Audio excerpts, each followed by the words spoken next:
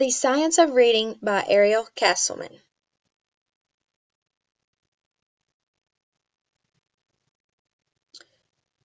Have you ever wondered how really a person learns to read? A lot of components go into learning how to read.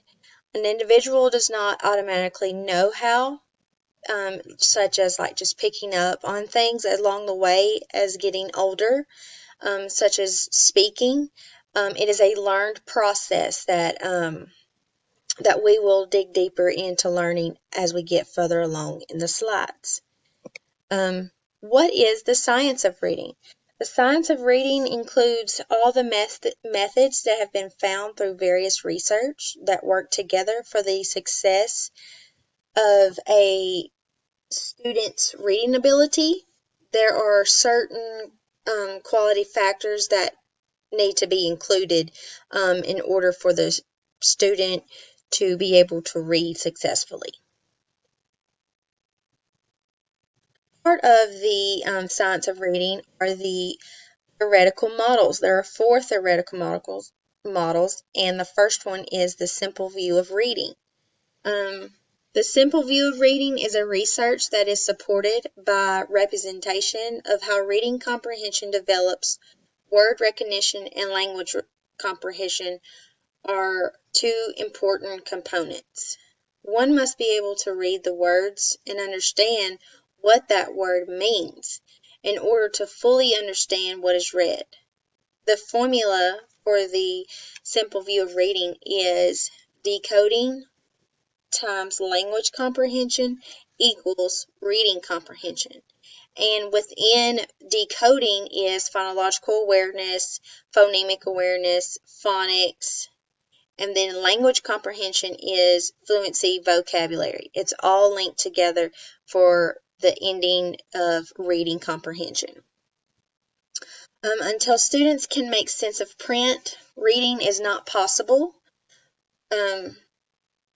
Fluency in decoding, language comprehension will result once those sub-skills are automatic in those areas. Scarborough's reading rope is the second theoretical model. It was created by Hollis Scarborough. The purpose of the rope is to show where the learning breaks down when building the rope. You start at the bottom. Word recognition must happen first. Then language comprehension comes into play, such as background knowledge, vocabulary knowledge, language structure, and verbal reasoning and literacy knowledge. Implicit and explicit vocabulary instruction can help students strengthen the breadth and depth of their vocabulary. Knowledge of the meaningful parts in words or morphemes will also help students with understanding the meaning of words, and in return strengthen the vocab thread of the rope, which leads readers to ultimately comprehending the text.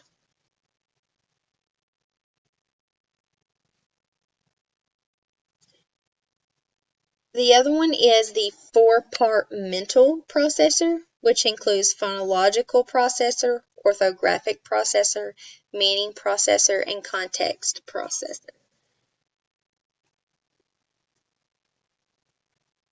The phonological processor is the place in the brain that understands that a combination of sounds create words. It also remembers those combinations. It deals with sounds and prosody, and there's no print. Orthographic is the opposite. It is added print, and it deals with visual system, such as letters, punctuation marks, spaces, and letter patterns. It is the place in the brain that is able to make sense of a shape of letter and letter clusters so that they are ready to be matched to the appropriate sound. The meaning processor understands synonym relationships, roots and other morphemes, spelling patterns, common meaning associations, and connotations. It makes meaning out of the sound and letters and relates them to words. The context processor helps us understand the right meaning of a word. This is especially important because many words have many meanings of sound, like other words that have different meanings.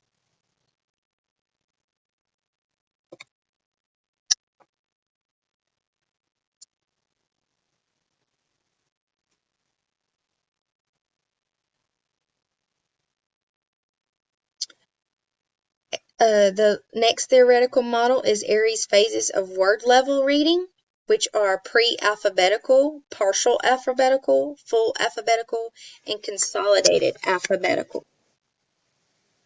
Pre-alphabetical, the features are random letters on the page. It has no phoneme awareness, and teachers should choose reading materials that students can see.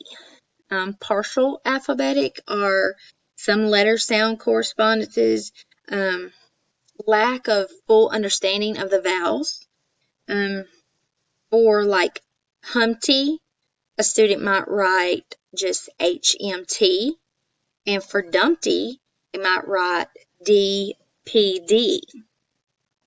Once readers have an awareness of the individual phonemes, they are ready to begin the phonics.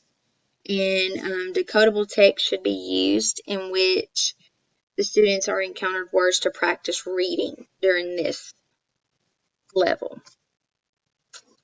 Full alphabetical, they have all or most of their sounds when that are represented with the letters,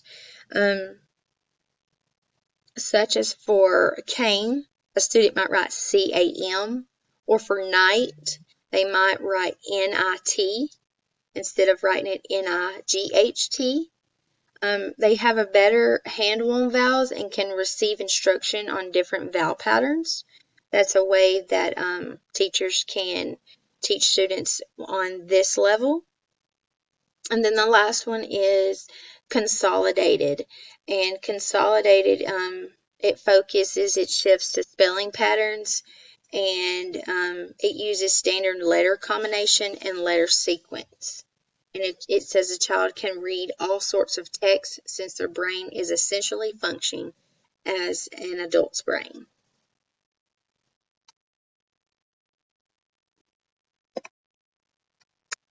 Phonological awareness. I chose this picture because I thought it was a great representation of what phonological awareness is. It refers to an individual's awareness of the sound structure of a spoken word. Explicit awareness of the phonological structure of a word helps children draw connections between the spoken form of a word and its written form.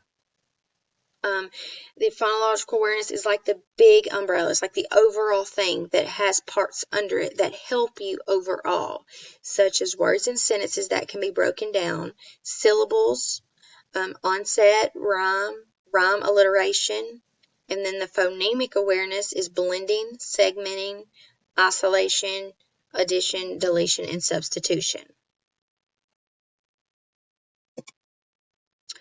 Phonics for reading focuses on decoding, encoding, fluency, and comprehension skills. It is the understanding of relationship between the alphabet and its sound. The goal of teaching phonics is to increase a student's phonemic awareness, decoding skills, increasing instant recognition of high-frequency words, and improve spelling. A lot of people think that teaching phonics or teaching reading is just simply phonics, and that is not true. A lot goes into teaching children how to read. Fluency involves reading with automaticity, accuracy, and prosody. It should be taught from the beginning of the reading process. The overall goal is comprehension because more fluent readers direct little effort to the act of reading, allowing the student to actively focus on the meaning and the message.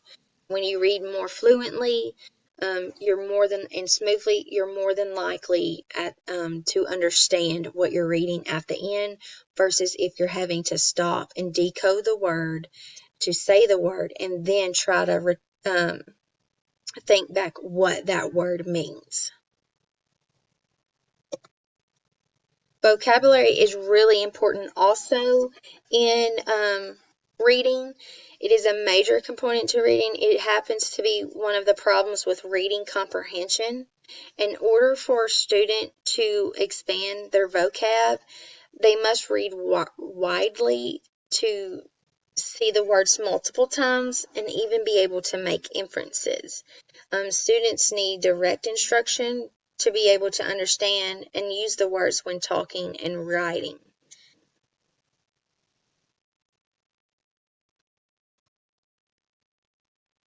Code emphasis and meaning emphasis. Code emphasis relies heavily on phonemic awareness and decoding and word attack skills, and it is best for early readers. Many beginning teachers, like teach kindergarten and so on, usually start with the code emphasis. Meaning emphasis tends to stress the concept of reading for understanding. It involves vocab, lessons, activities, and questions for the readers about what they read in the series of text. And as a teacher now in the 4th grade, I'm teaching this, the meaning of things when they come across something like figurative language, when they see that, being able to understand what they read. Orthographic mapping is the process using the visual system to form, store, and recall words. It requires proficiency in phonemes and letter sounds. The orthographic occurs in the fusiform gyrus region, and words are stored in the left hemisphere only, which is also known as the word form area. Words that have meaningful relationship are anchored into permanent memory. So when we see a word that we don't really know and it has meaning behind it, we're more than likely to have long-term memory of it. And that is all I have on the science of reading. Students who have success with reading comprehension are those who are skilled in both recognition and language comprehension.